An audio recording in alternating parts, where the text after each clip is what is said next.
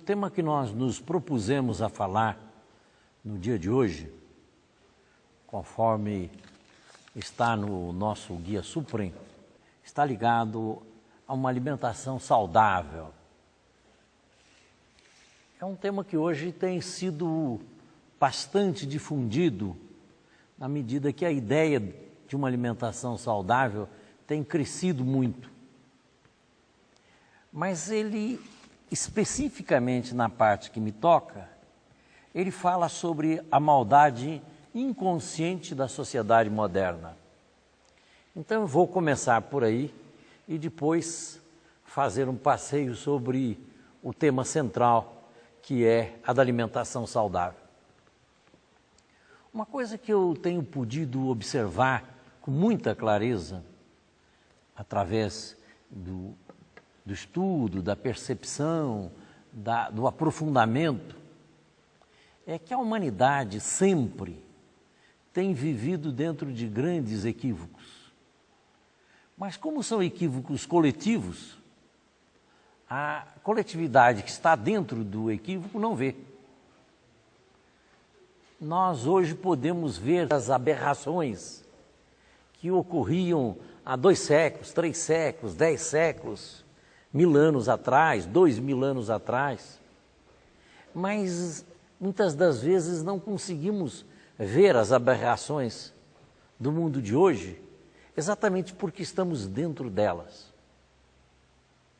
E o costume é uma coisa que tem um peso assim extraordinário. Eu, quando estive em Roma, uma das coisas que mais me chocou foi ver o Coliseu. Porque o Coliseu é uma obra gigantesca para ter sido feita há 2000 anos atrás. É uma obra que, já para os dias de hoje, é uma obra expressiva.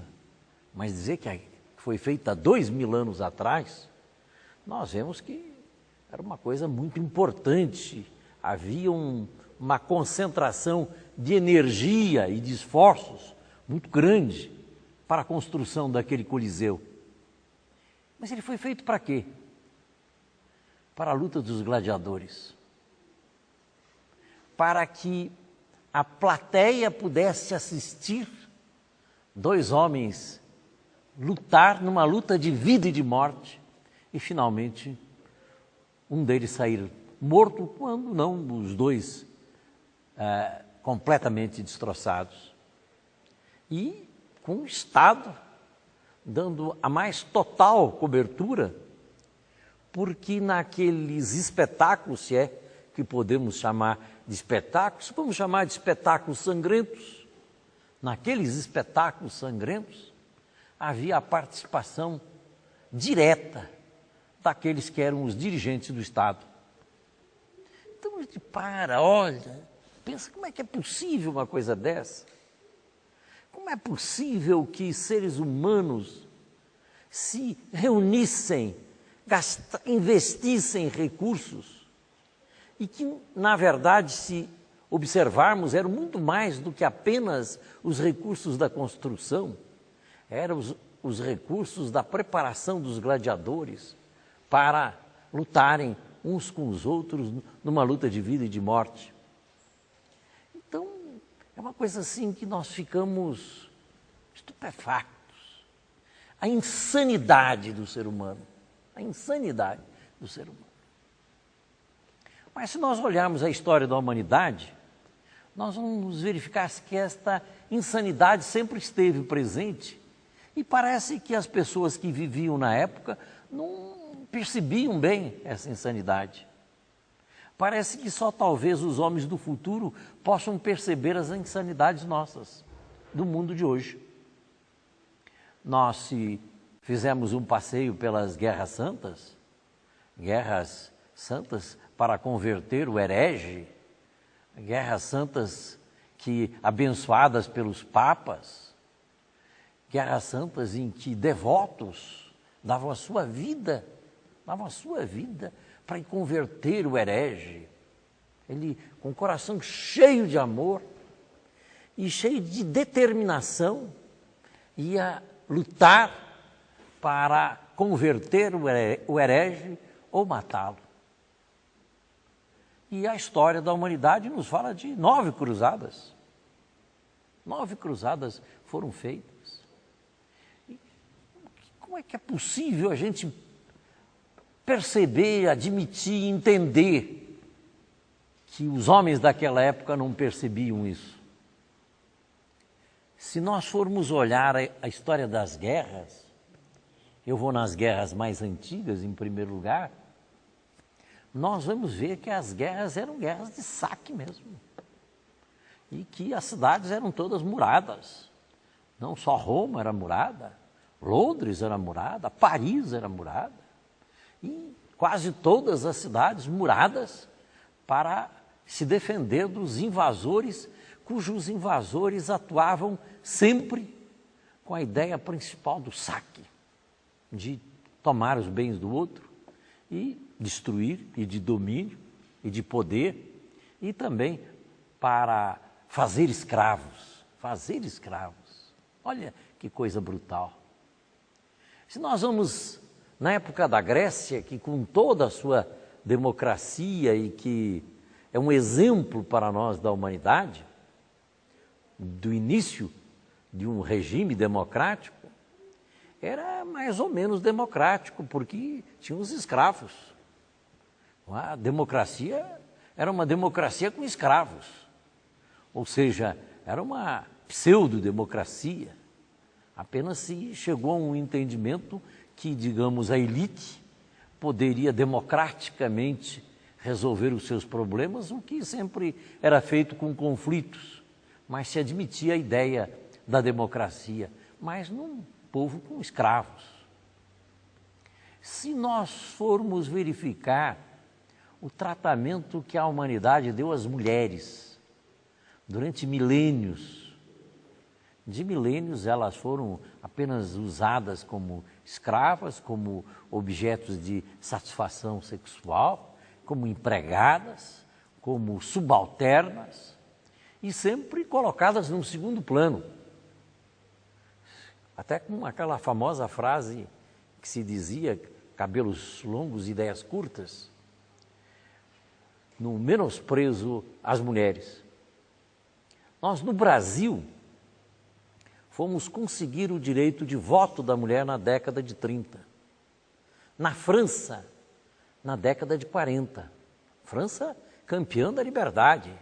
Na nossa liberté, égalité, fraternité. Só na década de 40 que a mulher veio ter o direito ao voto. Nós sabemos todos que aqui no Ocidente, pelo menos, a conquista de a mulher ter um espaço maior é das últimas décadas. E, no entanto, os homens viviam de uma forma absolutamente natural com isso. Como se fosse mesmo uma raça inferior. Eu, quando entrei para a faculdade, faz muito tempo, eu entrei para a faculdade em 1955, eu sou nascido em 1933. Eu, quando entrei para a faculdade, eu peguei os livros de direito civil e lá dizia que a mulher era relativamente incapaz, equiparada aos silvícolas. E nós vemos então como é que fizeram um código civil feito esse em 1916 com uma monstruosidade como essa. Como pessoas importantes, grandes juristas, fizeram esse Código Civil. E, no entanto, nós vamos encontrar uma monstruosidade como essa, de a mulher ser relativamente incapaz. Ela, para trabalhar, precisava da outorga uxória do seu marido. Ela não podia trabalhar sem a autorização do seu marido. Se nós formos olhar o exemplo da escravidão no nosso país, esse então é mais brutal, porque nós vemos que o Estado, e a história do Brasil é a história da escravidão, que o Estado dava cobertura através de todos os seus poderes para que o o nosso irmão negro arrastado da África fosse tratado e considerado como coisa, negociado como peças, negociado como... Hoje negocia o gado. Quantas cabeças tem? Eu tenho 1000 cabeças, tenho 300 cabeças, negociado assim, um escravo. E tratados a ferros. Nós até temos uma visão um pouco pobre da escravidão, porque nós conhecemos muito as novelas que aparecem aquelas moças bonitas de descendência negra e dentro do lar, com um relacionamento próximo com a família. Quando, na verdade, o trabalho dos escravos era um trabalho acorrentado. Num país como o Brasil, que é um país, especialmente nessa época, eminentemente agrícola, eles trabalhavam no campo acorrentados. Eram levados para a senzala acorrentados. Muitos dormiam acorrentados. E, quando fugiam, eram caçados como animais. A história de Palmares, que nem é tão antiga, mostra a brutalidade de que negros que fugiram para fazer a sua comunidade e que estavam lá há cerca de 70 anos, quase um século. O Estado organiza as suas forças armadas para ir lá e matar, prender e destruir tudo aquilo que estava sendo feito por Palmares. As crianças que viviam em Palmares ouviam conversas de que os seus avós tinham sido escravos, porque eles já viviam numa comunidade em que existia a liberdade deles dentro ali daquela comunidade, embora soubessem que os seus avós foram fugitivos. E, no entanto, com o poder do Estado, o capitão de mato, ele tinha cobertura oficial para fazer essa caçada. Então, quando a gente vê a história da humanidade, a gente pode dizer que é a história da insensatez. Mas que os que estão presentes naquele momento, parece que não veem isso. Será que os nossos brasileiros de 200, 300 anos atrás, eles não tinham percepção para notar que era um absurdo aquilo que estava sendo feito? E não tinham a dignidade de levantar sua voz contra aquilo, de levantar o seu protesto contra aquela situação? Porque há uma coisa muito forte, posso dizer até duas coisas muito fortes. Uma delas é o costume, e a outra delas que solidifica esse costume é uma tendência que podemos chamar de tamásica, é uma tendência conservadora, uma tendência de não enfrentar os desafios de mudar a humanidade. Essa tendência faz com que o mundo de hoje seja do jeito que ele é. Faz com que o mundo de hoje tenha uma brutalidade tão grande e que a gente fique assistindo como que nós não tivéssemos nada a ver com isso, como se não é um assunto nosso. Quando essa brutalidade que existe no mundo, não só a nível urbano, a nível de estados, a nível de planeta, ela é fruto da própria espécie humana. O mundo é do jeito que é, porque nós somos do jeito que somos. Por que é que vem um Cristo ao mundo e o mundo continua com tantos problemas, mesmo com a presença de um Cristo? Ou podemos citar um Buda, um Krishna, um Confúcio e tantas figuras excelsas. Por quê?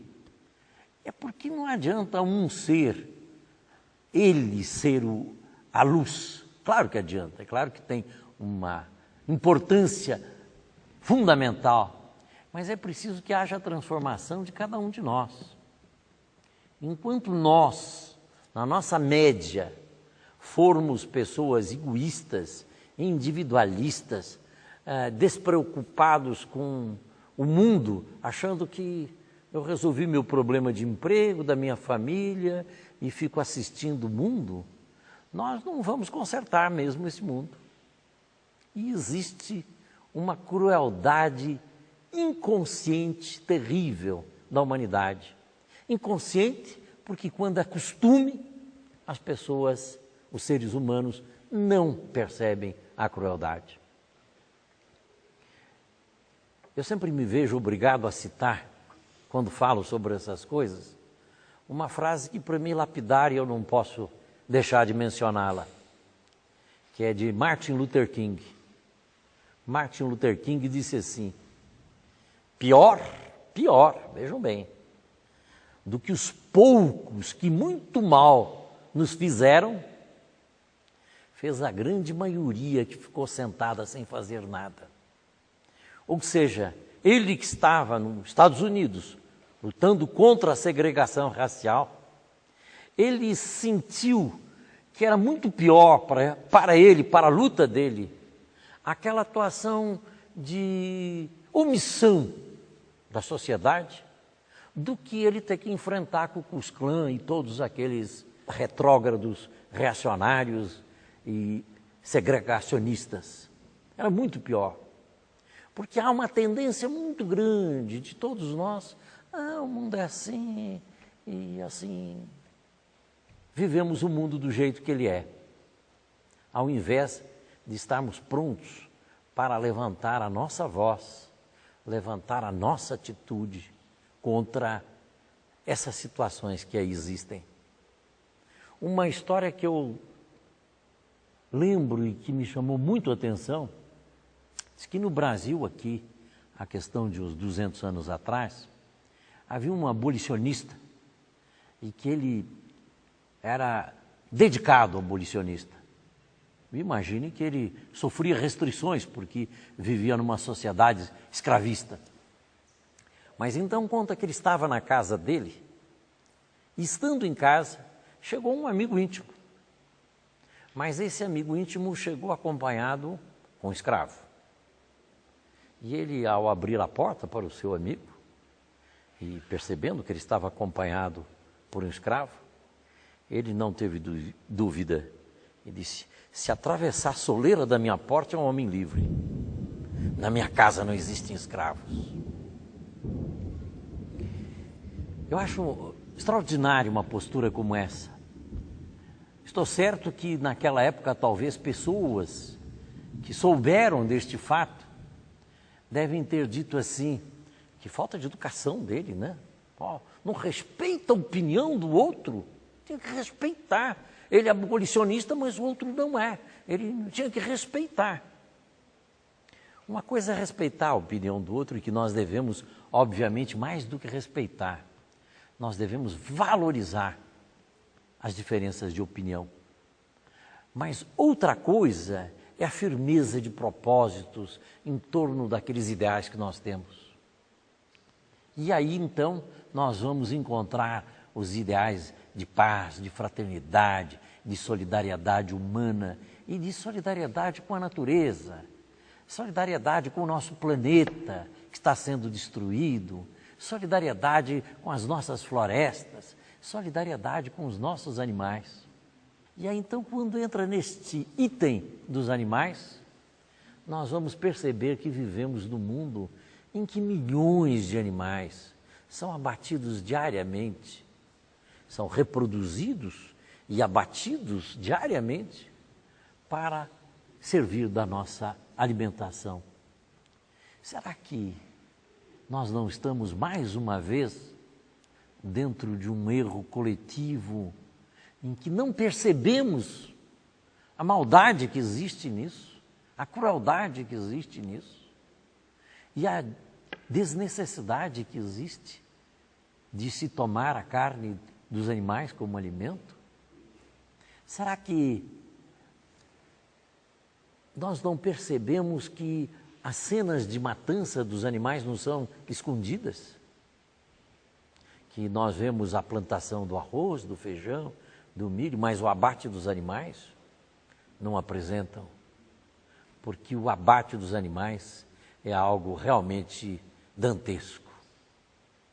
Nós, se tivéssemos a ocasião de poder assistir à matança destes nossos irmãos inferiores na escala evolutiva.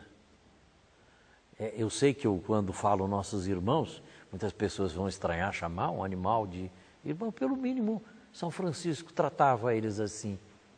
E aliás, eu tenho até uma história curiosa para contar.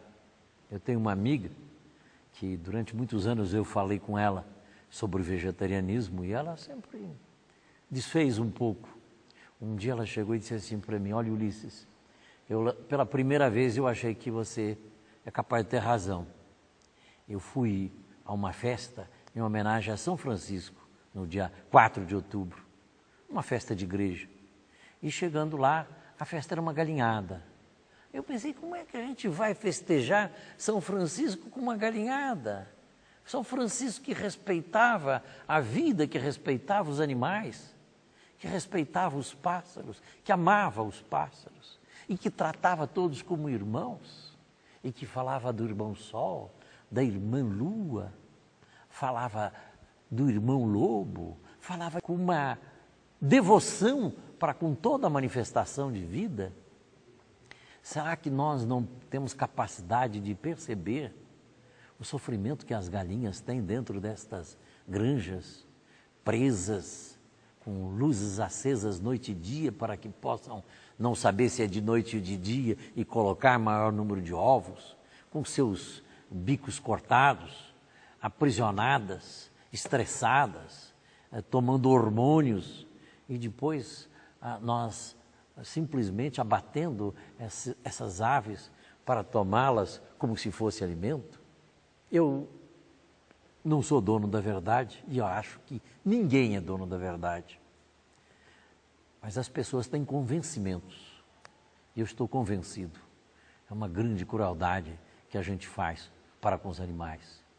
Eu que tive o privilégio do destino de nascer num lar vegetariano, de nunca ter provado nenhum tipo de carne e estar com plena saúde agora aos meus 72 anos de idade e ver meus filhos e meus netos saudáveis, vegetarianos, eu vejo com muita clareza que já os filósofos gregos defendiam o vegetarianismo de uma forma plena, como no caso de Pitágoras, de Sêneca, de Plutarco. Plutarco tinha uma frase que era até muito forte. Ele dizia assim: ó seres chamados de humanos, mas que mais pareceis bestas ferozes, quem vos obriga a derramar o sangue de inocentes animais? Já a terra não vos oferece suficientes grãos e frutos para o vosso alimento? Quer dizer, era de uma forma até contundente que ele falava. E então nós vamos poder parar, pensar, meditar, que nós podemos criar um mundo muito lindo, um mundo de muita felicidade, porque certamente aqueles que respeitam a vida dos animais saberão respeitar as vidas humanas. Certamente aqueles que respeitam a vida dos animais serão contra as guerras, serão contra qualquer tipo de crueldade, contra qualquer tipo de matança. E por isso eu estou certo que na medida que a humanidade for compreendendo esta verdade, for compreendendo que realmente para fazermos um mundo de paz, de felicidade, de amor, os ingredientes necessários são paz, são amor, fraternidade, são esses próprios ingredientes que podem construir um mundo dessa maneira. E que o respeito à vida dos animais fará certamente com que haja o respeito da vida dos homens. E a alimentação vegetariana é uma alimentação saudável, é uma alimentação econômica, é uma alimentação que permite com que todos nós possamos dormir sabendo que ninguém teve que derramar seu sangue, nenhum ser, nenhum animal teve que derramar o seu sangue para que nós alimentássemos as nossas células. E que possamos perceber que um mundo mais belo, ele será feito sempre com mais amor, com mais ternura, com mais compaixão. A vida no universo envolve um grande e profundo mistério. que precisa ser descoberto por cada um. Conheça Sofia, a revista que veio ampliar horizontes, desbravando as fronteiras do conhecimento, na busca do saber e da paz interior. Informações pelo telefone 0800 61 0020. Sofia, porque uma nova era exige uma nova consciência.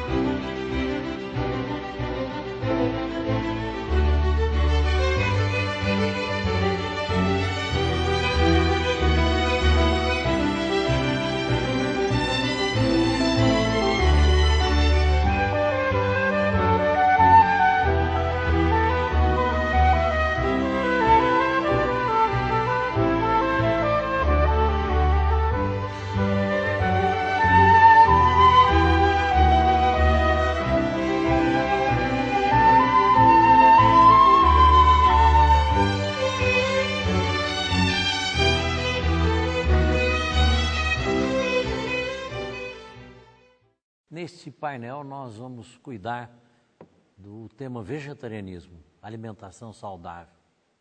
Nós temos aqui Eduardo Iver, à minha direita, e Fernando Gramatini, à minha esquerda, com quem nós vamos conversar sobre o tema.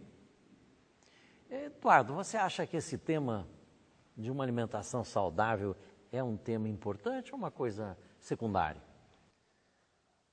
Bom, Ulisses, você sabe que eu sou vegetariano há mais de 30 anos e o vegetarianismo e também a busca de uma alimentação saudável, em harmonia com o nosso meio ambiente, sempre foi um pilar, assim, algo central na minha postura de vida.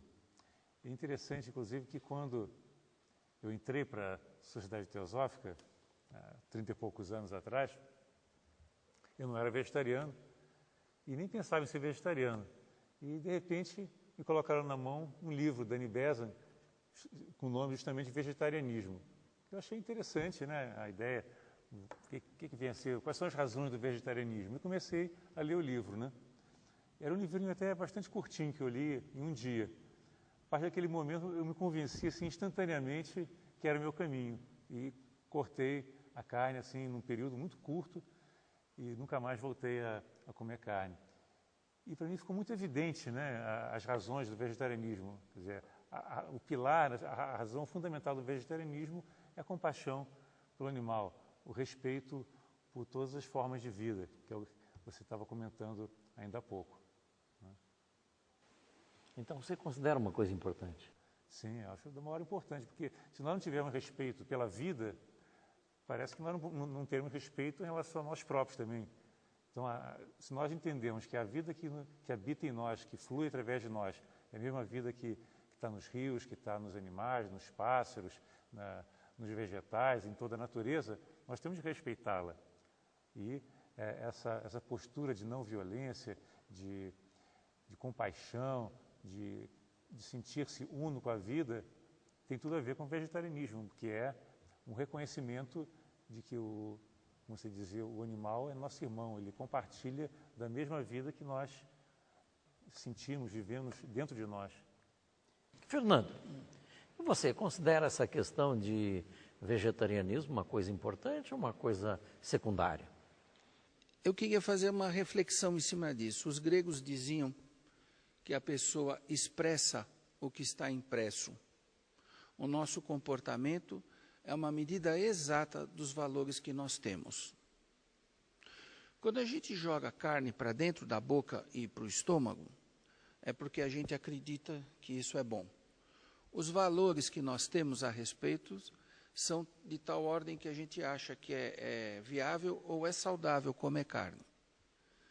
E a propaganda mostrando uma comida muito limpa, muito importante. Por exemplo, a mortadela, vai tudo dentro da mortadela, né?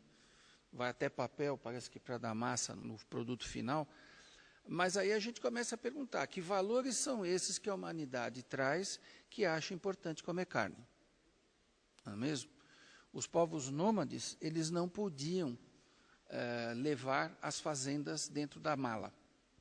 Então, que os povos nômades até se alimentassem de carne, por uma questão de sobrevivência, que não dá para levar a plantação junto, isso teria alguma justificativa. Mas os povos sedentários e a estrutura do mundo moderno, você encontra vegetais e outras comidas que não carnívoras em qualquer lugar do mundo. Então, eu acho que vale a pena nós refletirmos quais são os valores que estão dentro de nós, que foram colocados para nós, a respeito do que a carne é. Porque muitas pessoas comem carne por completa ignorância do que estão fazendo para si e do que estão fazendo para os animais. Eu nunca vi um animal que chegasse no matadouro, olhasse para o fulano com a patinha e falava, corta meu pescoço. Não existe isso. Vocês precisam dar facada, precisa dar choque, o boi anda de ré, porque ele sabe que vai morrer. Por que ele escutou com o boi? Eu, quando vi, não era essa morte moderna, era com porrete. Eles deram 20 porretadas na cabeça do boi para o boi morrer. Agora me conta. E você sabe que está cheio de matadores clandestinos, né? Onde a violência, inclusive, é muito maior. Né? Por exemplo, os judeus, eles têm uma forma, isso precisa ser comentado, que quem mata os bichos são os rabinos. E eles têm uma técnica para fazer o bicho não sofrer e sangrar o boi por causa das toxinas. Eles têm mais consideração com os animais. Mas eu nunca vi um animal se entregar naturalmente para falar, não, pode se entregar no cadafalso, isso não existe. Então a gente tem que refletir que valores são esses. Né? Essa questão de valores parece que é uma postura central. As nossas crianças são educadas para achar que os animais não têm tanto valor assim, que eles são quase alguma coisa, né? Tanto que eu lembro uma história que me contaram, uma criança, não me lembro se foi no Brasil, nos Estados Unidos, né? Que numa sala de aula a professora pediu para ela desenhar uma galinha e ela desenhou uma galinha no saquinho de supermercado. Né? Porque é essa galinha que ela conhecia, porque ela não tinha tido contato ainda com uma galinha de verdade. Para ela, galinha é aquilo que vinha no saquinho plástico, e depois ia para a panela, e depois para o prato. Então, essa desvinculação entre o ser vivo, né, que é aquele que a gente respeita, que consegue até se relacionar de uma forma afetuosa, né, que nós temos muito afeto pelo gato, pelo cachorro, pelos animais domésticos de uma forma geral, foi quebrado, né? Quer dizer, o animal que está na panela não é o mesmo animal que brinca no jardim, com o qual nós fazemos historinhas e brincamos também. Então, houve uma tentativa de romper essa percepção que o animal é o mesmo que nós brincamos, um cachorro, um gato, ou uma vaca, ou uma galinha, são animais que têm o mesmo direito à vida do que uma baleia. Quer dizer, quando alguém mata uma baleia, todo mundo se exalta. Se alguém mata uma foca, a coitada da focazinha, mataram para fazer pele, mas as pessoas continuam a comer carne. Quer dizer, então, não existe uma percepção que toda vida é igual, toda vida merece respeito. Por que o boi vai ter menos direito à vida do que uma baleia ou uma foca? Por que você teria um horror de matar um animalzinho doméstico, né? Mas não pensa duas vezes em comer uma galinha ou um peixe ou qualquer outro animal que comumente se coloca numa refeição na nossa civilização. Eduardo, e quanto à saúde? Essa é uma questão, quer dizer, que não é a questão central, mas é muito importante também. Né? Que é visível, nós podemos perceber que as pessoas que são vegetarianas e procuram comer alimentos mais frescos, mais puros, não contaminados, têm uma saúde melhor e acabam tendo uma qualidade de vida também muito melhor. O que muitas pessoas não percebem é que junto com a carne que as pessoas estão ingerindo, vem também não só as toxinas, todo aquele aspecto, vamos dizer assim, mais grosseiro do alimento físico, né? Mas vem também uma carga emocional. Então, diz que o estresse que as pessoas sentem hoje na nossa sociedade, o grau de violência que nós presenciamos, tem muito a ver com a captação dessa angústia, desse sofrimento que os animais experimentam na hora da morte. Quer dizer, uma vaca, quando vai morrer, ela sabe que ela vai morrer. Então, ela se contrai toda, emite toxinas e está extremamente angustiada naquele momento. E aquela angústia, aquele sofrimento, aquele ódio, inclusive, é transmitido pela carne que as pessoas ingerem e acabam sendo absorvidos adrenalina, no sistema. né? Adrenalina. Isso é absorvido vamos dizer, no corpo, né, da pessoa que está se alimentando da carne. Então, estatisticamente, já se verificou que as pessoas vegetarianas são mais pacíficas.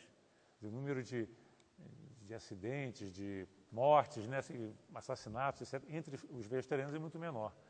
Então, me parece que existe uma relação entre saúde física e mental e também os hábitos alimentares das pessoas.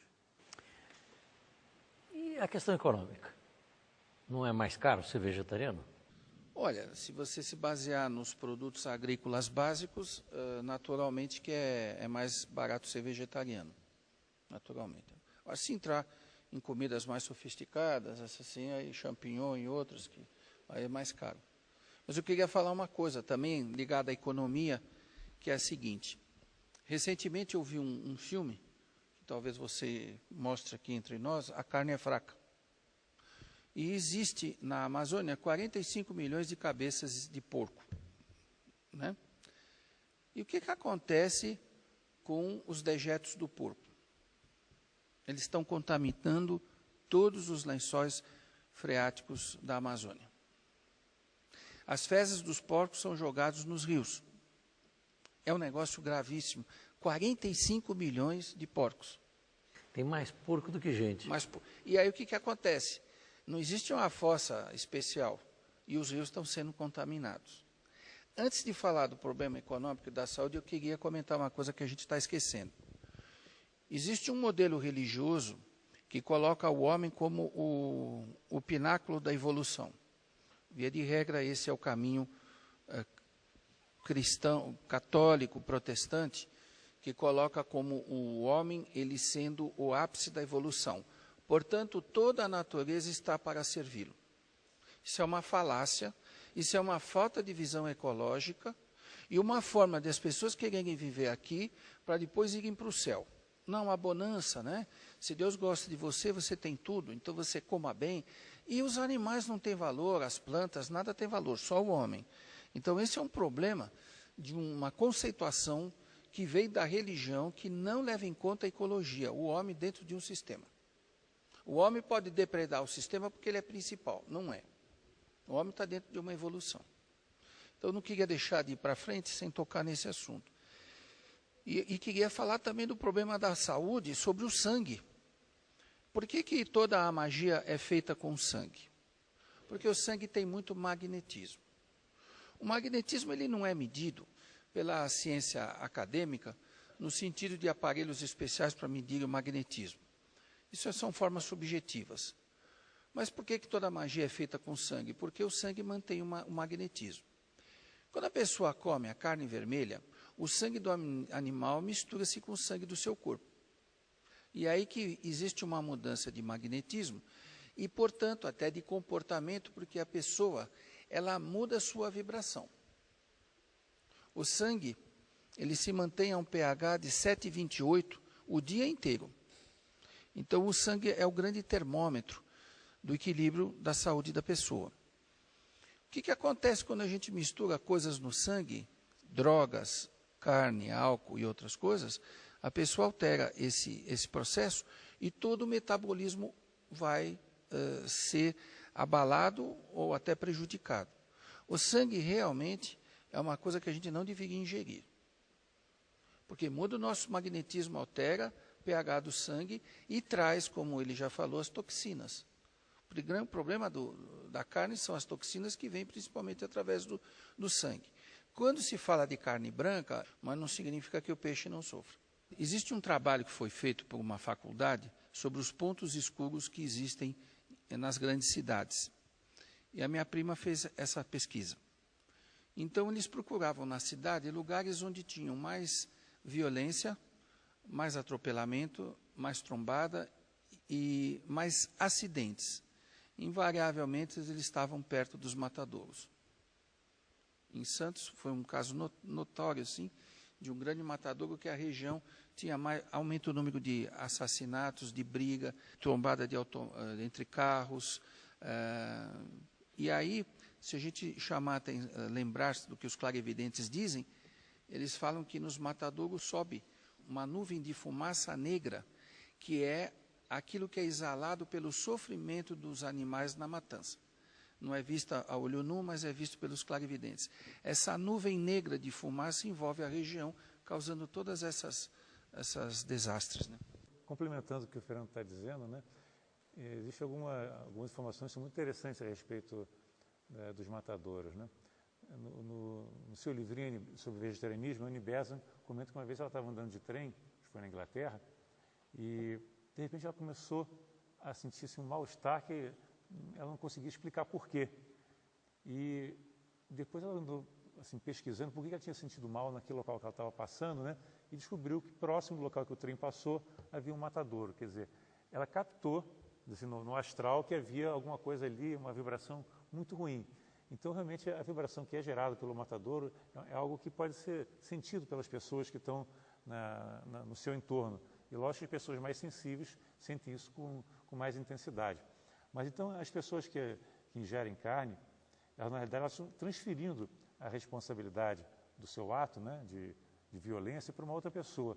Se você dissesse para uma pessoa, para a maioria das pessoas que ingerem carne, que acham que teriam que matar o animal para comer, a maioria das pessoas seria vegetariana, porque pouca gente teria coragem de matar uma vaca ou matar uma galinha.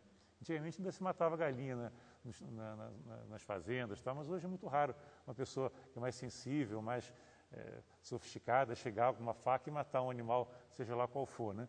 Então, o que acontece? As pessoas estão transferindo a responsabilidade da matança para um outro ser subalterno que faz o trabalho sujo, e aí a carne vem já limpinha no saquinho para a mesa, como se fosse uma coisa absolutamente limpa, já isenta de responsabilidade em relação à violência. Só que as pessoas que estão realizando esses atos continuamente de matança, como os matadouros e também as pessoas que trabalham nos frigoríficos, estão em contato também com aquele aspecto ruim da carne, com a vibração negativa, né? Elas estão prejudicando a sua evolução. E isso é um fato até já reconhecido pela lei. Eu não sei aqui no Brasil, mas na Inglaterra, um açougueiro não pode participar de um júri, porque ele aqui pode. Em vários países do mundo não é permitido que o magarefe participe, seja jurado. Por quê? Porque ele se torna insensível, né? Porque uma pessoa que está habituada a ver a matança no dia a dia vai achar que a morte é uma coisa perfeitamente natural e nunca vai se opor ou vai achar que é uma coisa errada a matança. Um outro fato interessante é disso que quando um açougueiro, uma pessoa que trabalha está envolvida em matança de animais, quando uma pessoa dessa briga, geralmente a tendência dela é matar, porque o ato de matar já se tornou uma coisa regular para ela. Então, se uma pessoa que está habituada a dar facadas para matar animais, né? Se ele briga com outra pessoa e pega um facão, a tendência é ele matar aquela pessoa, porque aquele ato de dar uma facada já é uma coisa perfeitamente normal para ele e faz parte do seu dia a dia. Então, nós estamos, na realidade, desenvolvendo uma casta de pessoas que estão condenadas, vamos dizer assim, à insensibilidade, por terem que lidar diariamente com a matança de animais. E é lógico que isso é uma responsabilidade para todos aqueles que ingerem carne, que estão transferindo, mas estão, na realidade, também sendo corresponsáveis, como se fossem mandantes de um crime. Faz lembrar, né, que no campo do direito, né, tem, às vezes, o mandante e aquele que é o pistoleiro que vai fazer a execução. Exatamente. Mas, do ponto de vista jurídico, o mandante tem uma responsabilidade total, né? Até maior, né? Até maior. Porque o pistoleiro, vamos dizer assim, é um cara insensível, um cara, um pobre coitado que está ganhando a vida dessa forma. Agora, o mandante é o autor real do crime, né? Então, uma pessoa que está mandando alguém matar porque está comprando, se você está comprando, você está mandando alguém matar automaticamente, né? Ele não pode se isentar da responsabilidade pela violência desse ato de matança dos animais. Eu li uma notícia nos jornais de que a Sociedade Médica Inglesa, depois desse affair da vaca louca, que hoje tem vaca louca, tem frango gripado, tem uma porção de coisas assim. Mas depois desse affair da vaca louca, que a Sociedade Médica Inglesa se reuniu e estudou a questão da carne e chegou à conclusão que a carne não é alimento, que ela tem proteína de segunda mão e os outros valores são todos, ou não valores, não tem vitamina, não tem isso, não tem aquilo, não tem fibras, e e a proteína é de segunda mão, e junto com essa proteína vem os remédios que o animal tomou e também esse aspecto até vibracional. Isso a sociedade inglesa não fala, mas isso que você disse da vibração do emocional. Um ponto interessante é que aqueles que têm se dedicado ao estudo do vegetarianismo têm chegado a conclusões de que cientificamente o homem não deveria comer carne. Por quê? Porque existe uma lógica em todo o organismo humano. Aliás, não há nada mais perfeito que o organismo humano. O organismo humano, com o seu sistema ósseo, cartilaginoso, seu sistema respiratório, sistema digestivo, sistema nervoso, sistema muscular, é algo perfeito. E há alguns dados que são incontroversos, como, por exemplo, o suco gástrico do ser humano, segundo a ciência, ele é mais fraco do que o suco gástrico de todos os animais carnívoros. Os animais carnívoros têm suco gástrico concentrado, enquanto o homem, assim como os animais herbívoros, assim como os animais frugívoros, eles têm um suco gástrico mais fraco. Provavelmente porque o animal, ele não mastiga, o animal carnívoro, ele não mastiga, ele engole e precisa de uma natureza mais capaz para poder fazer a digestão daquele seu alimento. Outro ponto que também é incontroverso na ciência e que, ao que tudo indica, tem a sua importância, é que o intestino de todos os animais carnívoros tem no máximo 3 vezes o seu tamanho. No máximo, seja o gato, seja a raposa, seja o nosso lobo-guará. Quantos animais frugívoros, herbívoros e o ser humano têm um intestino muito longo? O ser humano tem 8 vezes o seu tamanho, o seu intestino. E uma das análises que têm sido feitas é de que, como a carne ela já começa a se decompor imediatamente após a morte do animal, haja visto que quando uma pessoa, até quando um ser humano morre, nós precisamos rapidamente enterrar ou incinerar, porque senão a pessoa começa no seu processo de decomposição, é de que essa carne que entra na alimentação do animal carnívoro, ela já começa o seu processo de putrefação dentro do próprio organismo do animal, porque não tem geladeira lá dentro do organismo do animal, ele está quentinho e vai haver um processo de putrefação e que precisa ser rapidamente expelido. Então, o intestino do animal carnívoro é curto, bem curto, enquanto o intestino do ser humano, como o dos animais herbívoros e dos frugívoros, é um intestino longo.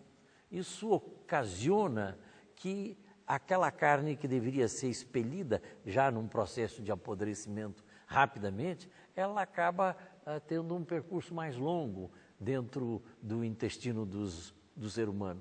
Talvez seja por isso que no nosso mundo de hoje, seja uma das razões, nós precisamos de uma farmácia ou de 2 em cada esquina.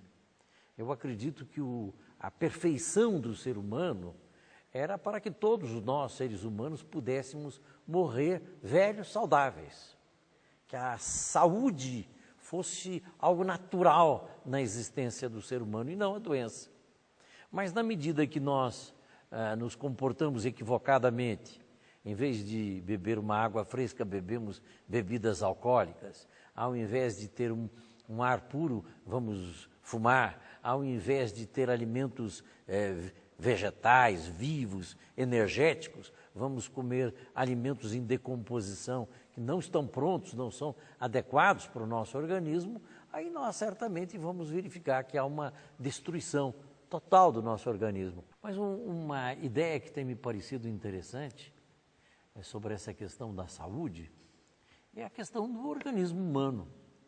Nós vemos, se Deus chegasse para um de nós e dissesse: olha, eu vou lhe dar um carro novinho, perfeito, é uma maravilha de carro, todos os parafusos apertadinhos, ele é um luxo de carro. Mas vou lhe dar um aviso: vai ser o único carro que você vai ter na sua vida. Você não vai ter um segundo carro, não. Como é que nós íamos cuidar desse carro? Será que se ele fosse movido a diesel, nós íamos botar gasolina? Se fosse a gasolina, nós iríamos colocar álcool?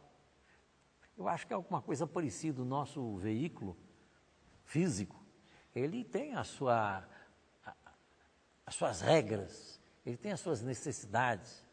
Digamos que é um veículo movido a água, e aí então nós queremos movê-lo a álcool. Ele é movido com alimentos vivos, energéticos, e aí nós queremos colocar alimentos, se é que podemos chamar de alimentos, já em decomposição. Então, certamente tudo isso só pode prejudicar muito a nossa saúde e fazer com que tantas pessoas cheguem à velhice sofrendo tanto. Sim, Eduardo. É uma questão de alquimia até, né? O nosso corpo é o nosso templo, né? É o templo do espírito. Então ele tem que ser muito bem tratado, porque se ele é o nosso veículo, quanto mais afinado ele tiver, se ele é o nosso instrumento, né? Se ele estiver bem afinado, o que nós vamos poder extrair dele em termos de qualidade de som, né? Em termos de resposta, é uma coisa muito mais plena, muito mais satisfatória. Então nós estamos falando também de qualidade de vida. Se nós maltratamos o corpo, à medida que nós vamos ficando mais velhos, à medida que os anos vão passando, os problemas vão se agravando, né? É que nem o carro que você falou, o carro vai ficando mais velho e vai começando a dar problema. Se você bota o combustível errado, se você não limpa o carro, bota ele em lugares inadequados, né? Não cuida bem da carcaça dele, ele vai se decompor mais rapidamente e isso, lógico, que vai trazer uma série de problemas, né? Até o ponto que você não vai conseguir nem andar mais com o carro, né? E tem pessoas que chegam ao ponto de tal deterioração do organismo, do físico, que não conseguem mais nem levantar da cama.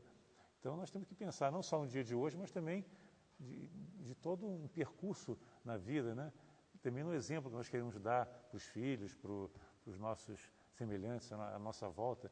Então, se nós cuidarmos bem do nosso templo, do nosso corpo, nós vamos viver melhor, vamos poder também transmitir coisas melhores para os outros e poder conviver, repartir melhor essa nossa vivência do dia a dia, né? A ilha de Okinawa, no Japão, é muito comum eles comemorarem aniversários de pessoas com 100 anos, 105 anos. E as características desse povo, porque a ilha de Okinawa, eles são parecidos com os japoneses, mas eles têm têm algumas características diferentes. Eles morrem com idade avançada, com saúde e trabalhando. E alimentação leve e pouca carne. A carne, ela fica 72 horas para ser eliminada no corpo. Então, ela dá muita energia quando a pessoa come, que logo nos primeiros momentos, mas depois ela entope o intestino e rouba energia do organismo para ser eliminada. Então, se eu pegar um balde e encher, abrir uma torneira, a água que sai das bordas do balde não é a água que está entrando. Muitas pessoas falam assim, o meu intestino é um relógio, só que eu estou eliminando coisas que comi há 3 dias atrás. E nesse tempo que eu comi a carne, eu demandei energia do meu próprio corpo. Para as pessoas que comem carne, meus conhecidos, eu falo, coma carne vermelha pelo menos de 3 a 4 dias, nunca coma todo dia, justamente para não congestionar o organismo. Então, essa característica, a ilha de Okinawa, eles estão muito ligados a uma yoga natural. Eles cultivam a saúde de uma forma que seguia o que a própria yoga na Índia faz, a administração das energias no corpo. Porque o problema do envelhecimento ele não seria grave se as pessoas não ficassem doentes. Você vê, se você pegar um carro de 1950 que está em ordem, ele é um carro antigo, mas ele não é velho. Um moço de 20 anos drogado, o organismo dele é mais velho do que uma pessoa de 70 anos de saúde normal. Então, a gente confunde idoso com velho. Não é assim. O ideal de todos nós é termos idade sem sermos velhos. É isso que a ilha de Okinawa faz através desse trabalho de cultivar a saúde e as energias. Um ponto que mais me preocupa sobre esse tema é essa questão do costume. As pessoas, pelo costume, acabam se envolvendo dentro de uma conduta no nosso modo de ver equivocada, mesmo sendo pessoas nobres de coração. Mesmo sendo pessoas nobres de coração. E eu, para concluir, quero até contar uma pequena história da minha infância, mas que me chamou muito a atenção e foi assim, e tem sido um referencial. Eu tinha assim uns 10 anos de idade, mais ou menos por aí, e eu ia para minha casa e passando em frente a uma livraria, eu vi um livro que estava exposto com o título de Nosso Amor aos Animais. Aí eu logo me interessei, como disse, eu fui criado vegetarianamente, eu logo me interessei pelo livro. Entrei na loja, perguntei o preço, fui correndo à minha casa, pedi o dinheiro à minha mãe, voltei para a loja, comprei o livro e voltei para casa sedento para ler aquele livrinho, numa época em que, quando eu dizia que era vegetariano, as pessoas nem entendiam o que é isso, o que é ser vegetariano, porque as pessoas estavam muito distantes dessa ideia. Mas então, eu cheguei em casa e eu me lembro isso como se fosse hoje. Abri o livrinho e pego assim o primeiro capítulo, os cabritinhos. Aí então dizia assim, nós devemos amar os cabritinhos porque nos dão sua carne para comer. Eu já arregalei os olhos, mas ele continuou o livrinho. Com a sua pele podemos fazer bolsas. Com seus cascos podemos fazer botões e com os seus chifres adornos para caixinhas. Eu me lembro que eu fechei o livro, fui à minha mãe, e interessante que eu me lembro disso, deve ter sido um momento de inspiração para eu dizer uma coisa como essa. Mas eu disse assim à minha mãe, olha, foi uma senhora muito piedosa que escreveu o livro, mas ela não sabe o que é amor. Olha que interessante isso, uma senhora muito piedosa, quer dizer, ela se deu o trabalho de escrever um livrinho sobre o nosso amor aos animais. Portanto, era uma pessoa sensível, só uma pessoa sensível faria isso. Mas na hora de escrever o livro, veio o que é o costume, o amor em razão do que se recebe e não em razão do que se dá. Então, esse é o problema. Muitas pessoas amam, dizem que amam outras pessoas porque estão recebendo alguma coisa delas. Geralmente, sempre se ama alguém se ela está te dando alguma coisa em troca. Quer dizer, aquele amor condicional. Se ela deixar de oferecer aquilo que você espera, você deixa de amar. Então, esse amor mercantilista, ele é bem característico da nossa civilização moderna, né?